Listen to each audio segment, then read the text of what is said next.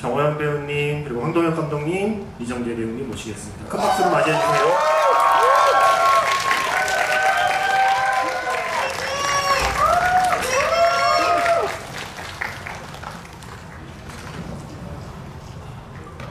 네,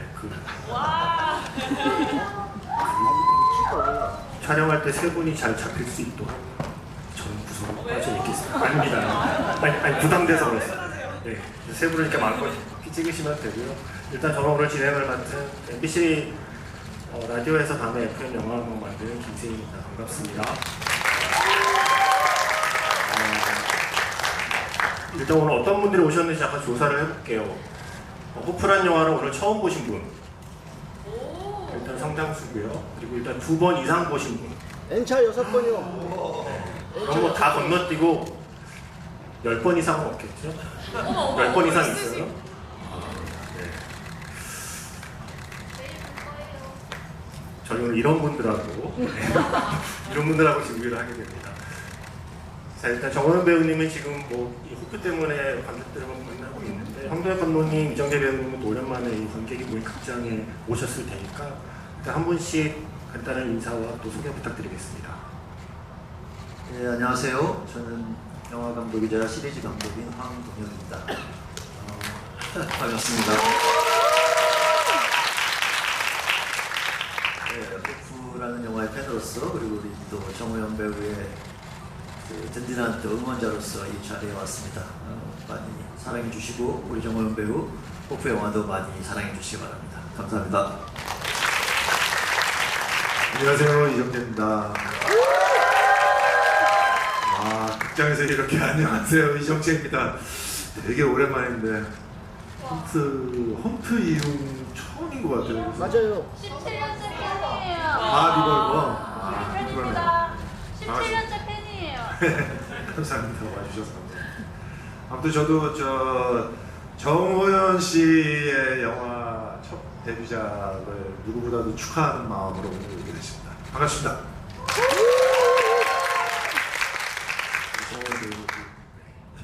네, 안녕하세요. 정호연입니다. 방금 이 밖에서 감독님이랑 선배님이랑 서서 갑자기 서로를 마주봤는데 저희가 오징어 게임 이후에 이렇게 같이 뭔가 홍보 활동을 하는 게 정말 오랜만이어서 기분이 되게 새롭더라고요. 그리고 너무 뭔가 과거로 돌아가는 또 기분이 있기도 해요. 그래서 오늘 좀 좋은 시간, 재밌는 시간 보내다 갔으면 좋겠습니다.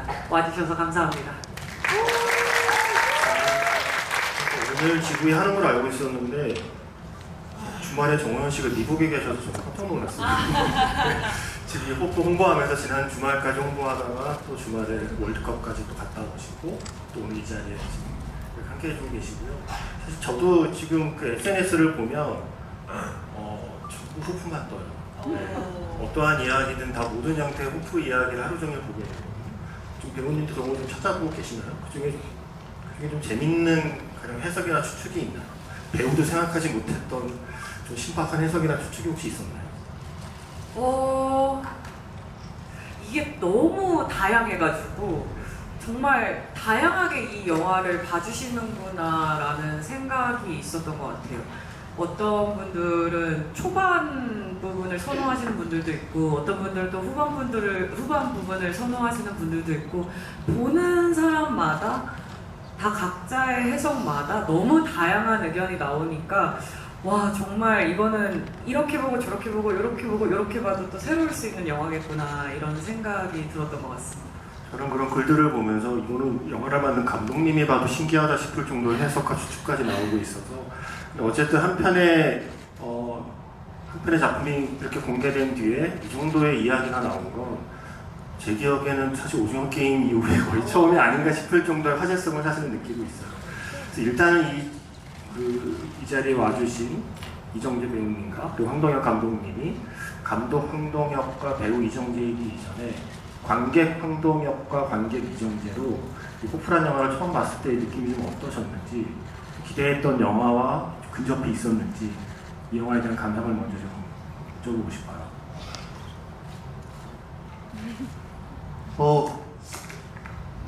저도 뭐 이 영화에 대한 많은 이야기들이 이미 영화가 개봉한 지 일주일인데 어마어마하게 나오고 있는 거를 알고 있고, 뭐 다른 아이들은 어느 정도 뭐 논란과 해석과 뭐 많은 호불호들 막 이런 기사들도 많이 보고 좀 접하고 있는데, 저는 이게 시사회에서 처음 봤는데 뭐 영어로 말하면 full of surprise라고 하나요? 뭐 그런 느낌이어서 이 작품이 뭐 일단 좋다 나쁘다를 논하기 먼저 앞서서 계속해서 뭔가 이 예기치 않은 일들이 벌어져서 나의 기대를 뛰어넘거나 배반하는 장면들이 계속 이어지는 영화여서 처음에 약간 무슨 이런 영화가 있지 하는 신기한 느낌도 많이 들었고요. 이게 어디로 이 영화가 달려가는 것인지 진짜 중반 이후부터 이제 예측이 불가해지는 막 그런 느낌으로 봤습니다. 하지만 제일 끝나고도 그 인상이 항상 계속 남았던 건, 제가 진짜 오랜만에 이 영화를 보면서 계속 약간 이러고 봤던 것 같아요. 이렇게 흔히 이렇게 손에 땀을 쥔다고 하잖아요. 계속 이런 상태로 영화를 그렇게 2시간 훨씬 넘는 영화를 본 것이 너무너무 오랜만이어서, 무슨 롤러코스터 같은 거, 한 체험기구 같은 거를 뭐 4D 영화관에 들어가서 진짜 뭐 가상 이거 뒤집어 쓰고 뭔가 영화 본 것 같이 깊숙이 그 영화를 느꼈다? 그런 것들이 이 영화를 보고 가장 깊이 남았고, 정말 마지막 순간까지 정말 계속해서 뒤통수를 때리는 그런 아주 놀라운 경험을 이 영화를 보고 했습니다.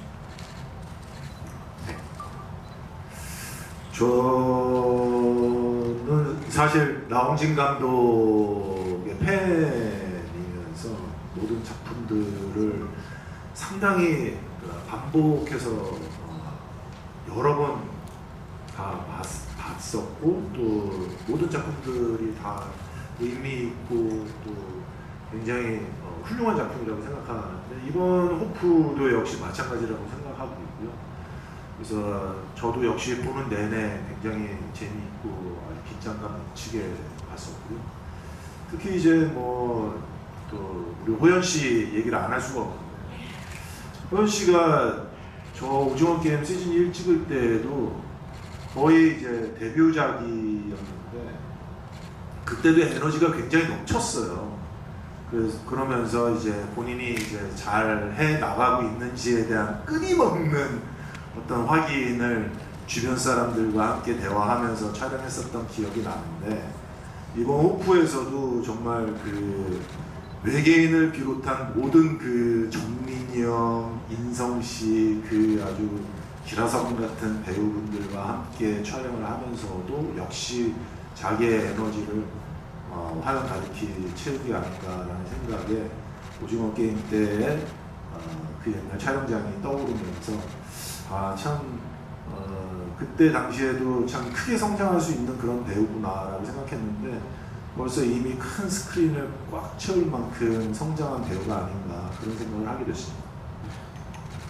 진짜 그 얘기는 꼭 드리고 싶어요. 정말 제가 그 옛날에 깐느에서 프리미어에서 기사 막 떴을 때 막 정호연의 등장씬에 막 박수가 터졌다라고 해서 그 깐느 분위기에 또 막 그 미친 거 가지고 막 그 기사를 냈네 이랬는데, 제가 시사에 보다가 진짜 저도 정말 박수를 칠 뻔했어요. 너무너무 멋있게 등장을 해서 진짜 몇 년간 이런 등장신이 있었나 싶을 정도로 압도적인 등장신이었습니다. 정호연 배우님은 이 영화를 칸에서 처음 보신 건가요? 네. 그러면 칸에서 처음 보시고 본인이 등장하는 장면도 칸에서 처음 보시고 그 순간에 박수가 나오는 것도 처음 경험하시고, 그때 상황과 기분을 조금 더 설명해 줄 수 있을까요? 사실 박수가 나올 거라고 약간 기대를 하셨나요?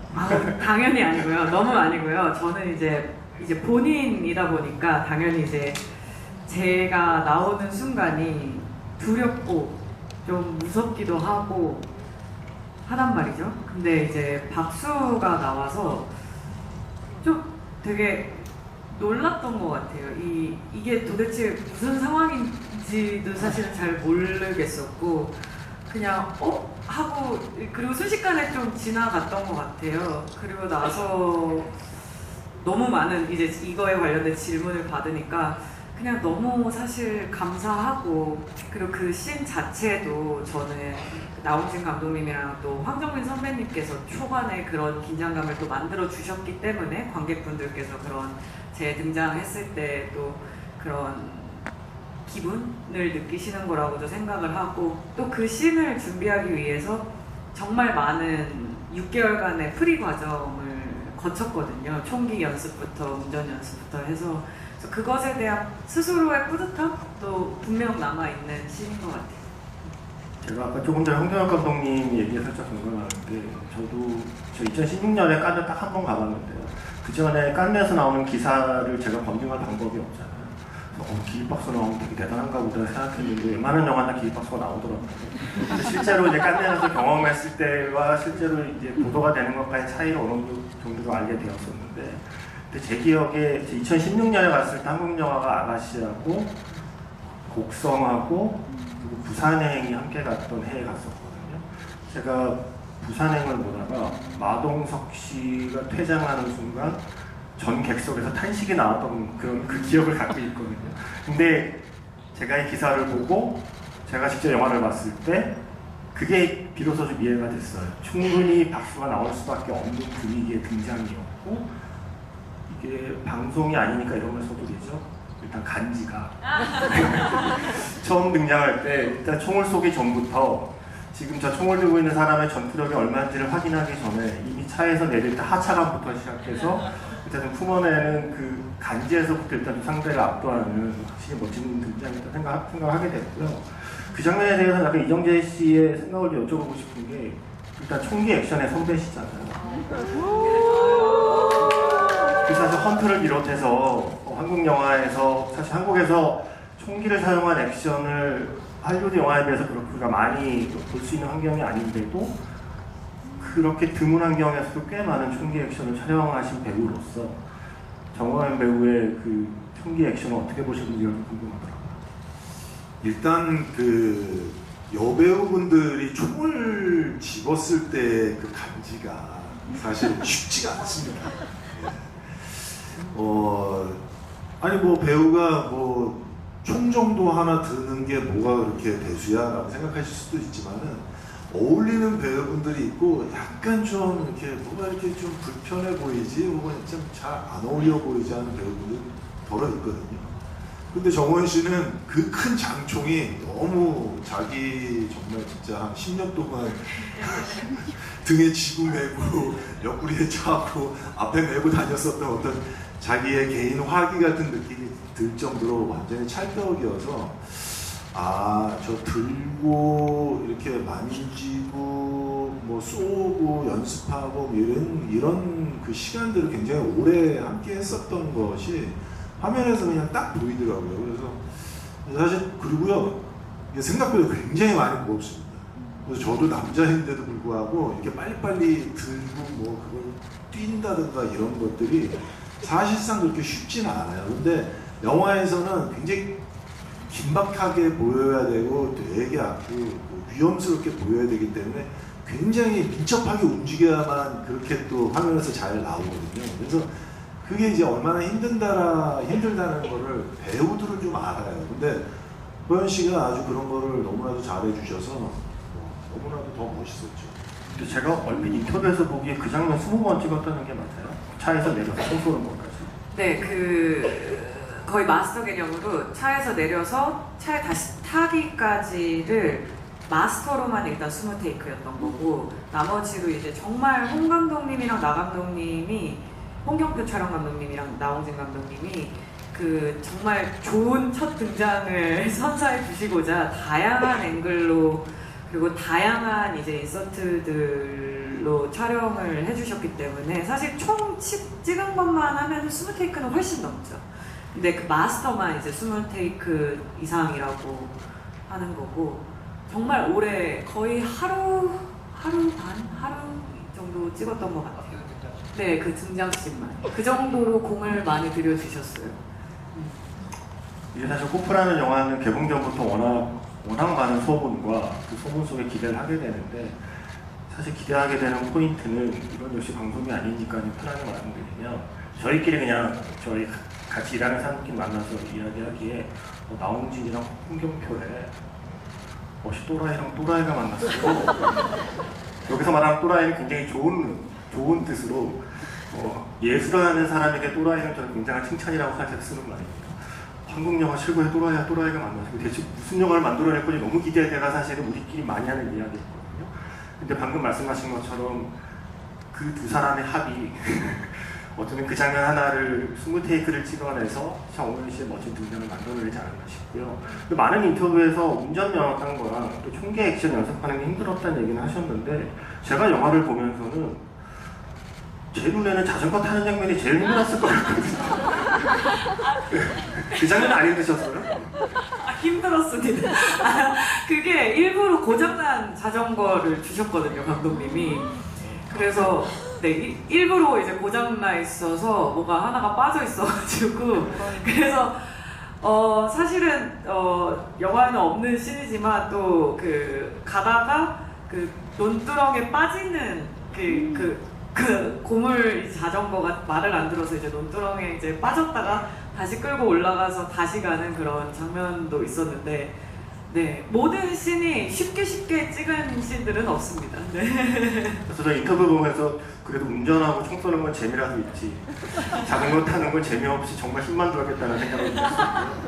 그리고 아무래도 홍대혁 감독님은 정호연 배우님의 데뷔작을 함께 하신 또 감독님이시고 이번에 영화 데뷔작을 이제 극장에서 보시게 되어서 어쩌면 새벽이라는 캐릭터를 연기하는 정호연과 그리고 성야라는 캐릭터를 연기하는 정호연 사이에 글쎄요 감독님 눈에만 보이는 어떤 성장과 변화가 좀 있었을까?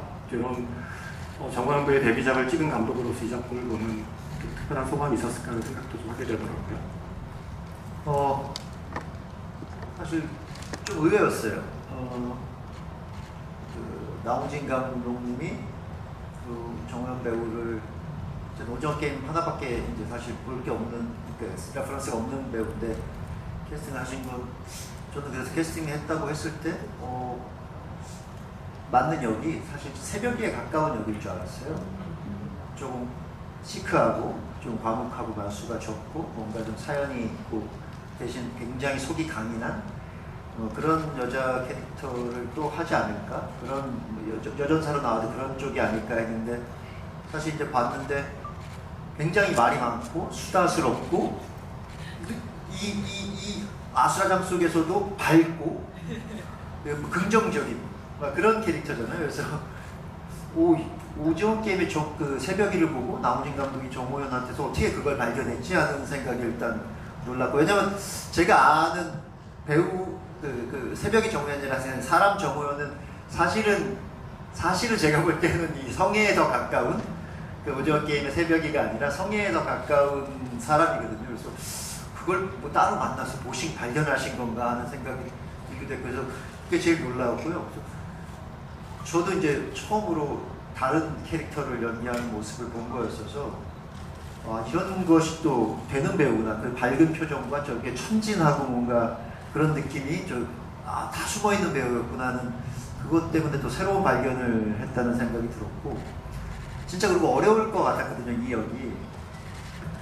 왜냐면은 보신 분들이 다 알겠지만 여기 나오는 이 호프라는 영화에 나오는 어떤 인물들도 서사가 없다, 그러니까 히스토리가 없잖아요. 원래 모든 영화는 웬만하면 주인공들의 사연이나 뭐 이런 것들을 앞에 세팅을 해주거나 아니면 중간에 뭐라도 통해서 얘가 어떤 사람인지를 보여주고 가게 되는데 가족도 없고 뭐 아무도 나오지 않는 정말 약간 그 무중력이 어느 공간에 갑자기 떨어진 것 같은 캐릭터들이었고 호연이가 우리 정호연 배우가 맡은 역은 그 중에서도 더 어떻게 보면 좀 그냥 맥락 없이 밝아야 하는 역할이라 소화하기가 진짜 힘들었겠다 하는 생각이 또 들었는데 보면서 계속 저는 이 성애의 밝음에 좀 설득이 돼가는 느낌이 들어서 끝에 결국은 그 뭔가 끝까지 뭐 이 작품의 제목을 왜 나홍진 감독이 호프라고 지었는지 아마 저는 그냥 성애 속에 오히려 좀 있지 않았나? 뭔가 계속 그 와중에도 어떤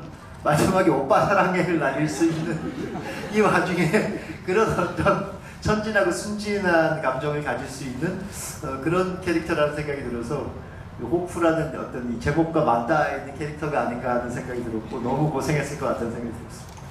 네, 그 많이 알려진 대로 황정민 씨가 오징어 게임을 보고 나홍진 감독에게 정원별을 추천했다고 알고 있고 나홍진 감독과 미팅을 하고 그날 나홍진 감독이 종이로 뽑은 시나리오를 줘서 시나리오를 받자마자 정원별과 그 시나리오에 본인의 이름을 썼다라는 인터뷰를 보았단 말이에요.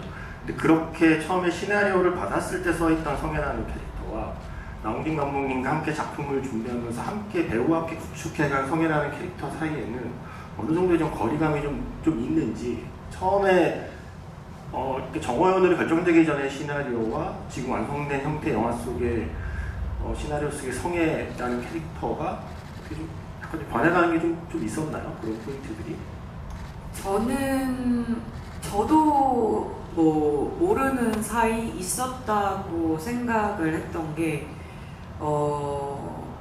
왜냐면 또 그렇게 많은 대사들이 수정이 되지는 않았지만 어떤 일정 부분에서 현장에서 감독님이 이제 주셨던 대사들이나 이런 거는 감독님이 사실 저를 실제 정호연을 보면서 좀 영감받은 부분이 있다고 또 말씀을 해주셨고 리딩을 또 하면서 감독님이 이제 뭔가 제가 준비해갔던 톤 말고 좀 그런 감독님이 원하시는 그런 톤을 찾아가기 위해서 근데 그걸 또 강요하시는 스타일은 또 아니신 것 같았거든요. 그래서 뭔가 이제 힌트를 하나씩 주면서 그거를 호연 배우 방식대로 또 풀어와 보게끔 하는 그런 과정들을 리딩 때 정말 많이 거쳤어요. 그래서 분명 거기에는 인간 정호연의 색깔도 분명 묻어 있을 것이고 그리고 감독님도 말씀하셨던 게 이제 이 대본, 이 캐릭터가 배우한테 가는 순간 이것은 배우가 살아내는 거고 배우한테 넘어가는 것이다.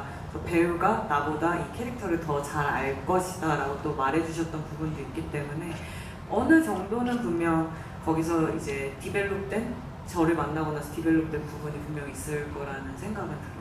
저도 그래서 궁금한 게 있었는데 보통 이제 감독들이 이제 대본을 쓰거나 캐릭터를 만들 때는 기본적으로 전사를 되게 중요시 하거든요.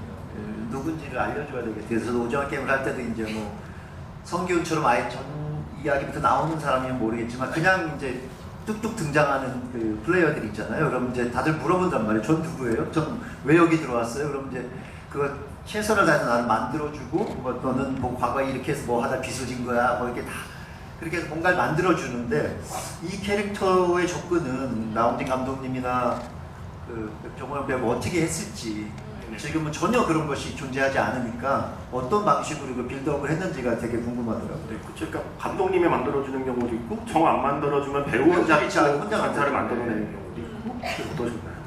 그래서 저도 사실 리딩 때 막 감독님한테 왜 성애는 엄마를 찾는다거나 부모님을 찾는다거나 이제 배우로서는 그런 부분들이 이제 필요하다 보니까 그런 것들을 여쭤봤었는데 감독님께서 그때 해주셨던 말이 감독님은 이 영화에 저스트를 담으려고 한다라는 말씀과 함께 그리고 그 전에 이 감독님이 꿈을 꾸고 계시는 이 호프라는 이 세계관에 대한 설명을 좀 해주셨었거든요. 근데 이 보신 분들은 뭐 느끼셨을 수도 있고 못 느꼈을 수도 있겠지만 이게 사실 극이 전개되면 전개될수록 감독님께서 인간들보다 외계인한테 조금 더 감정이 입이 되게 설계를 또 하셨어요. 그러면서 이제 외계인들한테는 어떤 서사라기보다는 조금 더 상황적인 뭐 대사들이라던가 그런 아이라는 요소가 등장한다던가 하면서 그들한테 조금 감정적으로 이입이 될 수 있는 분명 장치들이 있는데 사실 인간들한테는 상대적으로 그런 것들이 존재하지는 않거든요. 그 중에서도 사실 이제 성애라는 인물이 되게 정보도 없이 그런 어떠한 굉장한 선의 정보가 없는 상태에서 갖게 되는 굉장히 강렬한 그 선의를 가지고 굉장히 직선적인 분노를 내는 캐릭터라는 이제 얘기들을 감독님하고 했었어요. 그래서 아 내가 지금 이 작품에서는 무언가 이 캐릭터의 전사와 무언가 뭐 각 관객들이 제 감정을 따라서 간다기보다 내가 이 세계관에서 해야 되는 역할, 내가 정확한 목표, 이 하나를 가지고 가야 되는구나. 그래서 조금 더 단순하게 접근을 해야겠다. 이 캐릭터의 복잡성을 넣으려고 한다기보단 이 다양한 인간들이 갖고 있는 모습 중 선의, 그리고 직선적인 분노, 이걸 가지고 끝까지 달려가 봐야겠다라는 생각으로 좀 접근을 했었던 것 같아요. 지금 감독님 해주신 것처럼 일단 이정재 배우님도 직접 물어보고 싶으신 그 질문을 준비해 주시면 되고요. 그래서 저는 방금 말한 그런 캐릭터에서 나온 제가 좋아하는 대사는 그거예요. 아무리 괴물이어도 그러면 안 되는 거예요. 저는 그 대사 너무 사랑해서 사실 그 대사를 나는 그 시퀀스를 보기 위해서라도 사실 한 번 더 보고 싶다는 마음이 들 정도의 장면이었고요. 이건 정말 그냥 저의 개인적인 쓰잘데기 없는 궁금함인데 혹시 성애는 이 사건이 일어나기 전에 혹시 성기를 좀 좋아했을까요? 제가 약간 뉘앙스가 성애는 일단 제가 보기엔 얼빠 같고요. 네. 나중에 후반부에 가면 은문석 씨 나올 때 계속 그 상판대기에 대한 그 말을 굳이 언급하면서 성기 씨 이쪽으로 와요라고 챙기는 장면을 연결시켜 볼 때 저 혼자 상상에 원래 좀 마음이 좀 있었나? 성기라는 캐릭터에게 혼자 상상이었습니다. 네.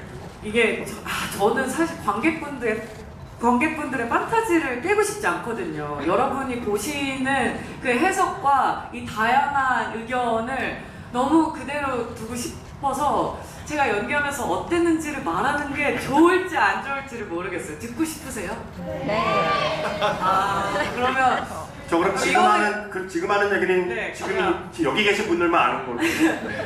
저는 그렇다고 생각하지 않았습니다. 저는 굉장히 어쨌든 이 마을에서 굉장히 일을 잘하는 정말 믿음직스러운 친구라고 생각을 했기 때문에 어떻게 보면 그 성기물이라고 불리우는 그분들을 동네 바보 오빠들 정도로 생각을 하고 그 인물 관계도를 쓸 때도 그렇게 설정을 하고 했습니다. 오빠 안 사랑하는 거네요.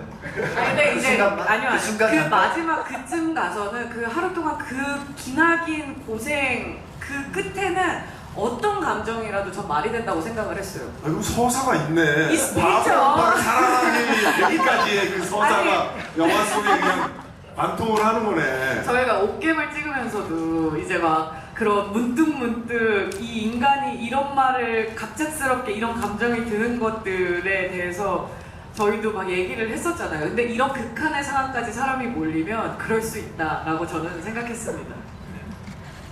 그리고 사실은 저는 아까 그 오징어 게임에서의 캐릭터와 정반대라고 말씀을 하셨는데 그러다가도 오빠 사랑의 뒤에 여기다 영화를 봤으니까 조인성 씨 턱 한 뒤에 얼굴에 피가 튄 채로 멍하니 바라보는 그 표정만큼은 오징어 게임에서 봤던 새벽이의 표정과 닮아 있다는 생각을 혼자 했었어요.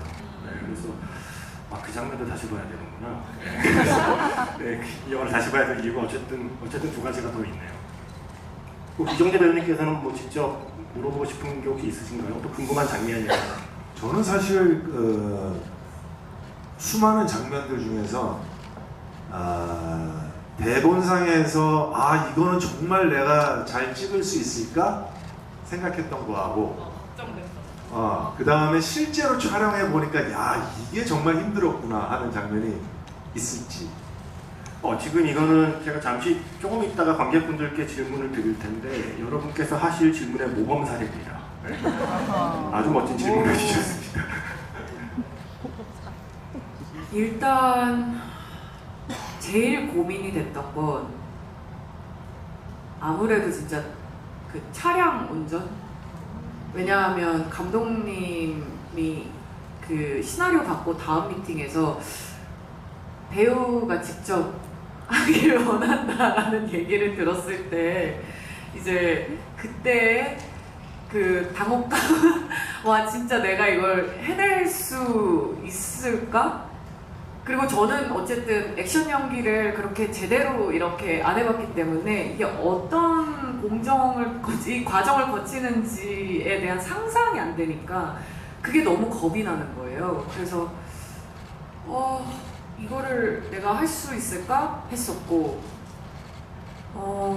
생각보다 이제 어려웠던 건 총기 촬영할 때, 사실은 하루 동안 찍었던 촬영을 할 때 저는 정말 준비를 열심히 했고 나는 현장에서 뭘 시켜도 나는 다 가능하다라는 사실 마인드로 자신감 있게 갔는데, 제가 생각하지 못했던 포인트 하나가 앵글을 정말 다양하게 뭐 이렇게 밑에서도 찍고 옆에서도 찍고 위에서도 찍고 뭐 앞에서도 찍고 하잖아요.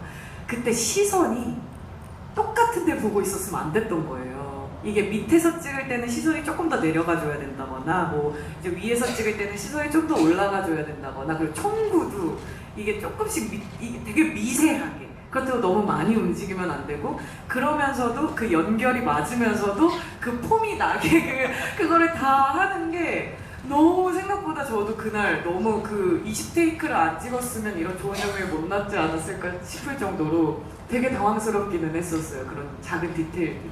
저는 그걸 알고 있었거든요. 이게 찍을 때 이제 저한테 얘기를 해줘서 직접 그걸 다 연습하고 있다 그러고 막 고생하고 있는 걸 제가 알고 있어서 이제 직접 운전하는 걸 알았는데, 그래서 극장에서 제가 진짜 눈을 막 이렇게 부라리면서 직접 운전 하나 이렇게 쳐다봤는데 잘 안 보이더라고요. 생각보다 이렇게 잘 보이는 컷이 별로 없었어요. 그렇죠? 본인은 그런데 불만이 없었어. 그렇게 미친 듯이 진짜 저걸 내가 다 했는데 와, 이렇게 제대로 안 나오나? 막 이런 불만.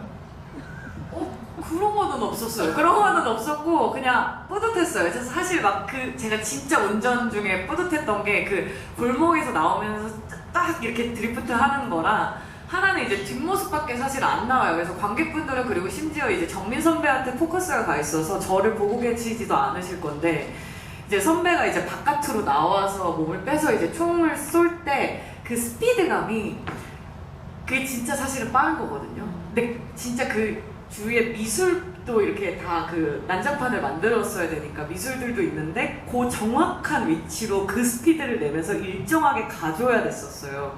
근데 그거를 또 해내는 제 뒤통수를 보면서 뿌듯함을 느끼는. 네. 진짜 여기서 말씀하시는 동안 정재 배우님 표정을 보는데, 이제 네가 그걸 아는구나. 나는 벌써 해봤지, 라는 느낌들이 약간 보이네요. 네. 이거는 사실 여기 허연 배우님이 계셔서 여기 현장에 우리는 없었으니까 이건 그냥 그 느낌이 그냥 궁금한 게 있어요. 저는 다른 수많은 훌륭한 배우들이 있지만 이면식 배우님의 연기를 앞에서 지켜보는 건 어떤 느낌인가요? 그 장면의 그 연기를. 저는 그게 되게 궁금했어요. 전설 속에 나오는 유니콘 같은 분이시거든요. 저한테, 저희 세대한테 그렇잖아요. 그쵸? 저희가 사실 완전 선배님의 이제 활동 완전 많이 하실 때 TV를 보던 또 세대는 아니니까. 근데 이 어마어마한 카리스마와 이 유머와, 그리고 현장에서 굉장히 여유가 넘치시고, 그 긴 대사를 또 하는데도 정말 저희 옥게임에 보면 또 오영수 선생님 독백하셨을 때 보는 것 같은 그런 느낌을 또 되게 받았습니다. 저는 약간 예전에 플란다스에 대해서 보일러 김씨를 연기하신 변희봉 선생님 입으로 보일러 김씨에 비견할 캐릭터 하나가 이번 영화에서 좀 탄생한 게 아닌가라는 생각하면서 그 장면을 봤고요. 질문 한 번 더 드리고 관객분들께 질문 기회를 드리겠습니다. 많이는 못 드리겠지만 질문 준비해 주시고요. 정재 배우님은 이 영화 어쨌든 허연 배우님 출연 분량을 포함해서 전체적으로 영화에서 그래도 좀 이 장면은 정말 인상적이었다. 이 장면은 정말 좀 마음에 든다. 이 장면은 좀 내가 오래 기억에 남을 것 같다는 순간들이 좀 있었나요? 오늘 이제 오기 전에 같이 이제 식사하면서 이런저런 이야기를 나눴지만, 그 중에서 이제 모든 장면들이 굉장히 공들이고 또 굉장히 난이도가 높은 장면들을 어마어마하게 준비해서 그거를 현장에서 구현해서 찍어낸다라는 거는 또 이건 좀 차원이 좀 다른 문제거든요. 더군다나 이제 야외 촬영할 때는 시간대 광선이 다 다른데, 홍경표 촬영 감독과 나홍진 감독이 그 계산까지 다 맞춰가면서 석양과 혹은 이제 해가 뜰 때라든가 뭐 이런 그 시간대를 다 맞춰가면서 촬영하는 게 너무 화면에서 너무 보이기 때문에 어마어마하게 큰 공을 들여가면서 찍은 게 영화 곳곳에 나와 있어서 어떤 장면 하나가 정말 그 눈을 사로잡는다라고 딱 찍기가 어려울 정도로요. 그냥 굳이 말씀드리자면은 그냥 첫 커트에서 그 색감과 그 온도가 색온도가 너무 와 이거 정말 미쳤구나. 그래서 첫 장면서부터가 좀 압도당한 것 같아요. 저도 그거 기억이 나는 게 하나 있는데 뭐 다른 것들은 이미 너무 많이 나와서 뭐 멋있는 액션이나 저는 이게 나홍진 감독의 인장이구나 하는 게 느껴진 씬이 하나 있었어요. 그 은문석 씨가 등장해서 그 황정민 배우 그 범석이와 저희 이상희 선배가 연기했던 둘을 같이 데리고 자기가 이제 외계인 시체가 자기네 집 창고에 있다고 해서 데려가는 장면이 있는데 이제 창고에 들어가서 어디 있냐 했더니 냉동고에 있다고 하잖아요. 그러면서 이제 뭔가 거기서부터 되게 이상한 귀기 같은 게 느껴지고 은문석이가 뭔가 저지를 것 같은 그리고 냉동고에서 뭐 어마어마한 게 튀어나올 것 같은 이상한 긴장을 만들어내는데 진짜 어떻게 보면 굉장히 단순한 씬인데 거기서 이제 황정민 선배가 연기를 하는 방식과 막 그 표정과 그리고 뭐 그 이상희 선배가 그 등을 들러 이렇게 따라 들어가는 장면과 그 장면. 예, 거기서 그걸 잡고 있는 약간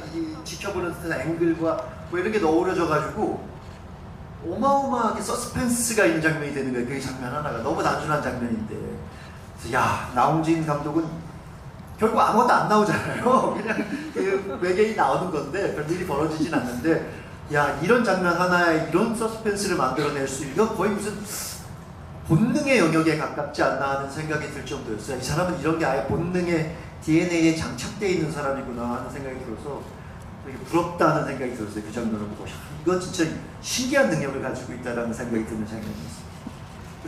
아니 그 정재 선배님이 해주신 말씀에 저도 너무 동의했던 게, 저도 이제 사실 그거는 드론샷 첫 장면은 그 두 개의 산 몽우리 사이로 이제 드론샷으로 찍는 건데 그건 제가 본 촬영분이 아니잖아요. 근데 그걸 딱 보는 순간 우리가 이 허구의 호포항으로 관객들을 데리고 들어갑니다 라고 그걸 그렇게 비주얼적으로 표현을 해주셨다는 게 되게 놀라운 연출이라고 생각했었거든요. 그래서 그 말에 동의한다는 얘기를 하고 싶었습니다. 아마 이정재 배우님은 다만 악에서 구하소서에서 홍경표 감독님, 촬영 감독님과도 같이 했고 그 영화에서는 또 황정민 씨하고도 같이 연기했기 때문에 저들이 지금 저거 찍을 때 저러고 있었겠구나라는 머릿속에 그림을 그려가면서 또 영화를 보는 재미가 있지 않았을까 싶고요. 저는 계속 조인성 씨 스타일이, 모자 쓰고 나온 스타일이 나홍진 그 모자 하나 이 스타일이 나홍진 감독님 스타일인가 홍경표 감독님 스타일인가 살짝 헷갈릴 정도로 되게 그 나홍진, 홍경표 두 사람의 스타일이 묘하게 조인성 그 배우의 스타일에 함께 있는 느낌을 좀 받았습니다. 일단 관객 질문을 좀 받아보고 자, 일단 이 마이크 어디 있어요? 예, 일단 여기 한 열씩 기회를 드리는데 시간이 많지 않아서 질문 압축해서 부탁드립니다. 이정재 배우님 혹시 황정민 배우님 욕하시는 장면 대사인 것 같아요? 애드립인 것 같아요? 같이 신세계도 찍으셨으니까 아실 것 같아서 좀 질문 드리고 싶고, 그리고 감독님 혹시 그 외계인은 특수 분장인 것 같나요? CG인 것 같나요? 정민이 형은 사실은 그 실생활에서 욕을 그렇게 많이 하지는 않습니다. 네, 그냥 해봤자 우이씨 정도? 근데 이제 영화상에서 이제 캐릭터의 표현이라든가 혹은 이제 약간의 그런 재미를 위해서 욕을 좀 많이 사용하시는 것 같은데, 그것도 본인이 그렇게 하고 싶어서 하는 것보다는 연출자의 어떤 그런 요구로 인해서 하는 것 같아요. 그래서 여러분들이 많은 분들이 오해하실 것 같은데 실제로 그 형은 일상생활에서 그렇게 욕을 많이 사용하지 않습니다.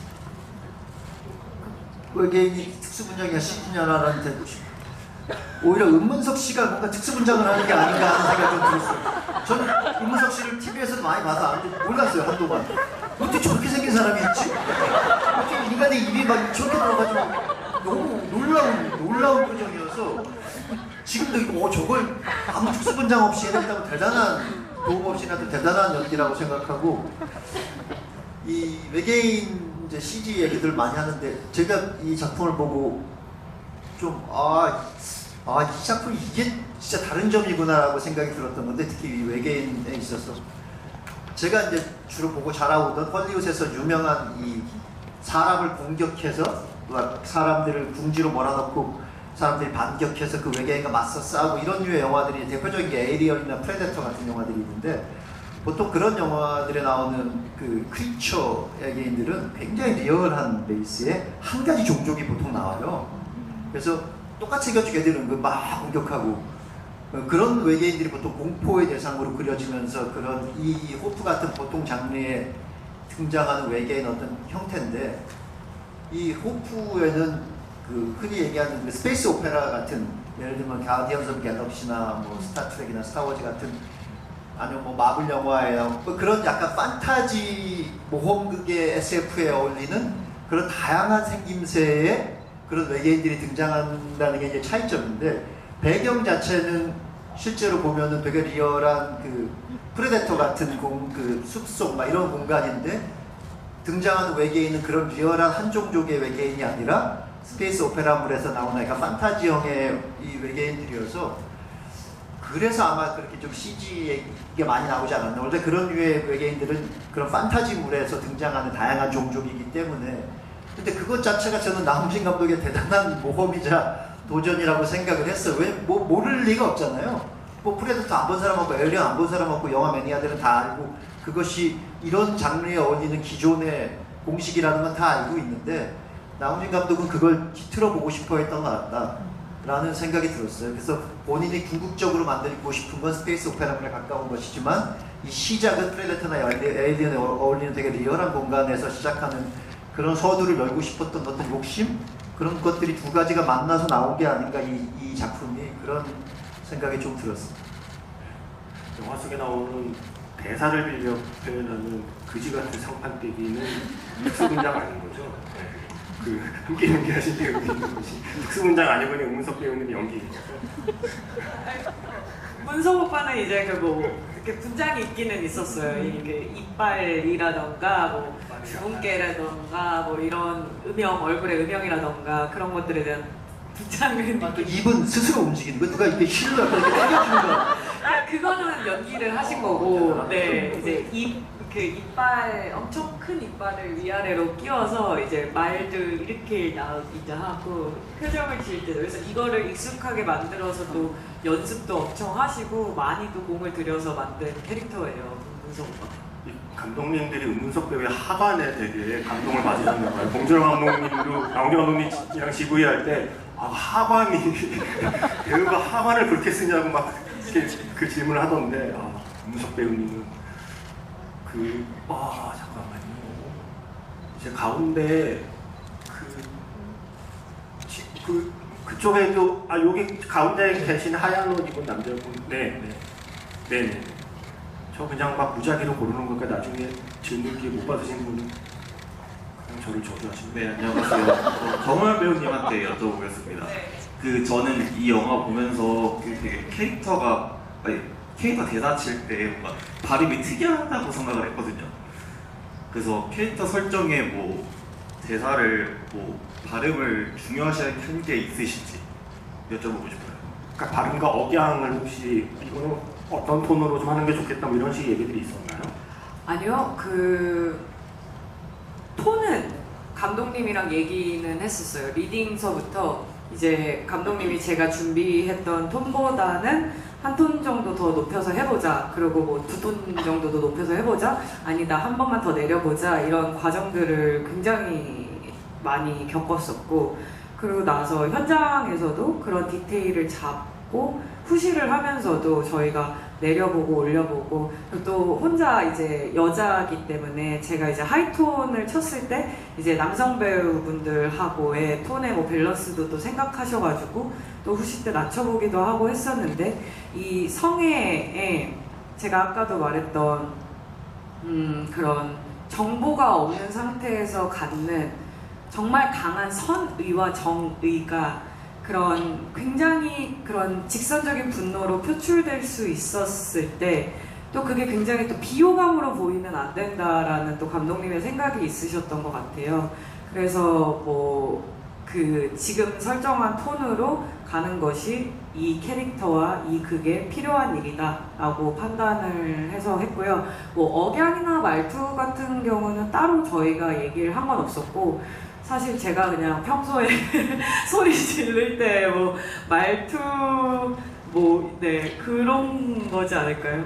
그게 특이해요. 제가 막 평소에 소리 지를 때 생각해보니까 평소에 그런 말투로 소리 지르는 거 들은 것 같아요. 갑자기 기억이 났어요. 억양 얘기 약간 흥분했을 때.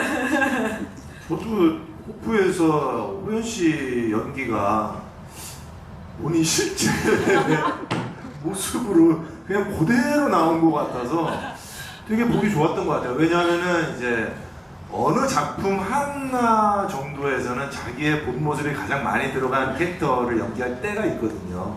근데 이제 그거를 언제 자기 모습을 충분히 많이 보여주느냐를 이렇게 고민하게 돼요. 근데 꽤 일찍 자기의 데뷔작에서 자신의 모습을 충분히 다 보여줬다는 거는 좀 또 어떻게 보면 요즘 또 젊은 친구들은 또 저렇게 또 용감하게 또 자기의 모습을 한 번에 확 보여주는구나라는 어떤 그런 것도 보기 좋았던 것 같아요. 근데 그게 제 의도는 아니었던 것 같고 감독님이 캐치하신 것 같아요. 나 감독님께서 그랬어요. 뭔가 자기는 배우들은 화면에서 특히나 이렇게 큰 영화 배우들은 큰 스크린에서 이 배우를 봤을 때 이 배우가 보일 수밖에 없다라고 이제 믿는 또 분이시더라고요. 그래서 그러지 않았을까요? 욕이 많이 늘었더라고요.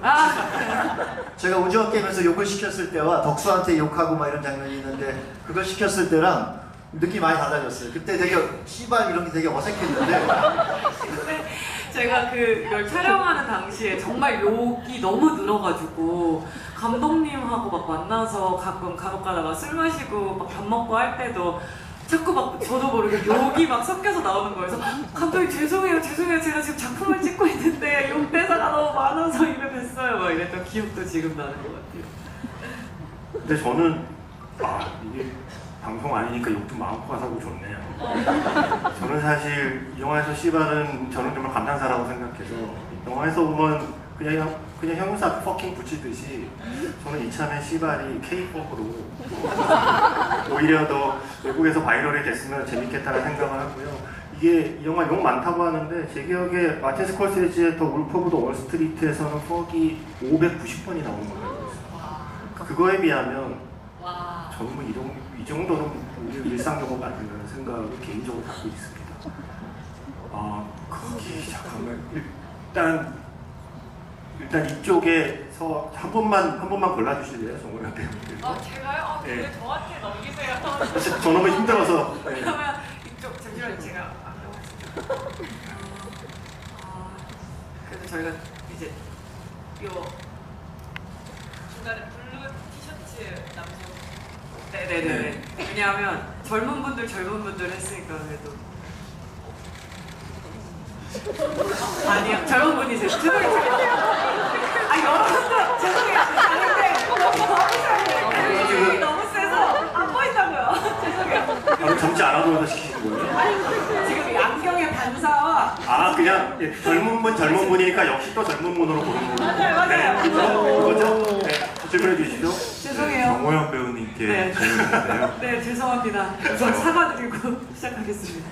해수리 아저씨가 그랬으면 그랬다는 이제 대사가 많잖아요. 네. 근데 영화에서 보면 해수리 아저씨랑 대화하는 분이 이제 성혜밖에 없더라고요. 그래서 나무진 감독님께서 배우님께 주신 디렉션이 있었는지 궁금합니다. 그 씬 디렉션이 죄송해요. 저도 지금 이게 2년이 넘은 기억이어가지고 저희 이 작품이 나오기 전까지 제가 아까 지구인이라도 잠깐 말씀드렸는데 감독님들은 후반 작업하느라 계속 영화를 붙들고 있지만 배우분들은 촬영 끝나면 사실 환승연애예요. 그 다음에 다음 작품 찍고 사실은 이 호프는 사실 그전 단계이기 때문에 이게 예전의 기억이 이미 다들 희미해져 있습니다. 지금 열심히 기억을 지금 다 끌어올리고 있습니다. 딱히 디렉션이 없었던 것 같아요. 그때는 오히려 이제 그 이면식 선생님 쪽에 그 기승전결에 대한 이제 그것들이 디렉션이 분명히 있었는데 저한테는 오히려 디렉션이 없으셨어요. 정말. 그래서 그냥 계속 찍었던 것 같아요. 이제 시간 관계상 마지막 질문이 될 것 같습니다. 이번엔 네. 선배님이 뽑아주세요. 이번 이정재 배우님께서 한 번만 골라주십시오. 이게 저는 앞에 할수 없습니다. 백 매신 분. 맞습니다. 이쪽에 있습니다. 저는 호연님께 말씀드리고 싶은데요. 그 마지막에 성기가 차에서 그렇게 나가리가 아닌데 죄송해요. 그 튕겨져 나갔을 때 그 호연님 그 얼굴 표정이 정말 시네마틱하다 생각했거든요. 그런 식으로 본인이 새롭게 느껴진 얼굴이나 연기나 어떤 그 컷을 그 영화를 봤을 때 찍었을 때 말고 영화를 봤을 때 본인이 생각한 새로운 얼굴 이런 느낌이 있으셨는지 그런 신이 따로 있으셨는지 궁금해요. 나도 모르는 나의 얼굴을 발견한 순간들이 있나요? 저 개인적으로는 그 예고편에도 있는 장면인데 그 마베요가 이제 그냥 시원하게 스포일러 상관없이 말해도 되는 거죠? 여기 그렇죠. 네네네. 영상 올리시는 분들만 알아서 잘 이렇게 해주세요. 네. 그 마베이오가 죽은 줄 알았다가 다시 이제 스물스물 기어올 때 그때 이제 성기가 나타나서 저희 일행을 또 구해주잖아요. 그러면서 제가 누워서 이제 성기 쪽을 바라보는 이 표정이 있는데 그 얼굴이 사실 제가 생각했던 근육의 움직임이 아니었어가지고 화면을 보고도 이런 뭐 이마의 근육이나 이런 것들을 또 써볼 수 있겠다라는 생각을 했던 것 같아요. 네. 그 장면 때문에 뽑아야 되네. 그 표정은 놓쳤는데. 네. 이제 시간 이제 저희 끝내야 되죠. 죄송해요. 이제 마무리를 해야 되는 시간이에요. 제가 사실은 오늘 제가 원래 그 글을 기고하는 잡지가 있는데 거기에 호프 얘기를 이제 쓰면서 영화 얘기를 거의 안 썼어요. 영화 얘기를 안 쓰고 딴 얘기를 한참 앞에 이제 썼는데 그 얘기가 뭐냐면 아주 짧게 말씀드리면 감독님도 계신데 이 얘기하는 게 너무 좀 뻘쭘하긴 하지만 리메르 형제가 왜 최초의 영화를 상영한 게 1995년이라고 그러잖아요. 근데 최초의 영화를 보러 온 관객이 33명인데 그 33명 가운데 마술사가 있었거든요. 그 마술사가 영화를 보고 그 사람은 그걸 새로운 마술이라고 생각을 한 거죠. 그래서 카메라를 구해서 본인이 영화를 찍기 시작합니다. 그 사람이 누구냐면 조르지 멜리에스라는 영화 감독이고 지금 우리가 사용하는 거의 모든 편집 기법과 거의 모든 특수 효과를 100년도 전에 이미 그분이 다 만드셨어요. 그러니까 지금 흔히 말하는 장르 영화의 아버지라고 많이들 얘기하고 그 마틴 스콜세지가 그분을 존경하는 마음이 휴거라는 영화도 만드셨거든요. 근데 바로 그 리메르 형제가 최초의 영화를 상영하는 그 해 1895년에 미국에서 태어난 사람이 버스터 키튼이라는 배우예요. 성경이 너무 좋아해서 그 사람을 따라한 거잖아요. 그러니까 버스터 키튼의 원래 직업은 고개사거든요. 원래 고개사였던 사람이 카메라 앞에서 연기를 하면서 모든 액션과 스턴트를 와이어 없이 CG 없이 맨몸으로 다 했습니다. 제가 이 얘기를 왜 좋아하냐면 제가 좋아하는 영화의 본질을 생각하면 결국 영화는 마술사와 고개사가 만들어낸 예술이라는 생각을 하게 돼요. 그러니까 제가 어릴 때 처음 극장 가서 어떤 영화에 빠져드는 순간 지금도 가령 어떤 영화를 볼 때 이 영화가 왜 좋은지 이유를 찾을 수 없는데 그냥 그 영화에 사로잡히는 순간들은 우리가 마술을 볼 때나 아니면 고개를 볼 때 느끼는 본능적인 반응과도 비슷하다고 생각해요. 제가 프로 보면서 느꼈던 기쁨은 아주 오랜만에 어떤 마술과 고개로 시작되었던 영화의 본질을 저도 모르는 사이에 제 몸이 반응하게 만들어준 그런 도파민 가득한 영화였다는 게 제가 이 영화를 사랑하는 이유라는 걸 아무도 안 물어봤지만 이야기해봤고요. 그래서 이제 마지막으로 오늘 사실 평일 6시 반 상영이 시간 맞춰 오기가 쉽지 않은 시간인데 오늘 이렇게 자리를 함께 해주신 많은 분들께 한 번씩 마지막으로 인사 말씀을 부탁드릴게요. 이정재 의원님부터. 네, 오늘 이렇게 만나 뵙게 돼서 너무 즐거웠고 반갑습니다. 날씨가 좀 많이 안 좋은데 귀가 조심해서 잘 하시고요. 저는 또 뵙겠습니다. 감사합니다. 예, 이제 일주일 됐는데요. 예, 다음 주에 또 거미인간이 몰려온다고 하는데 한국 영화의 호프를 관객 여러분께서 좀 잘 지켜주셨으면 좋겠습니다. 그리고 저는 이 영화 최고의 고개와 마술은 문석 배우의 입이라고 생각합니다.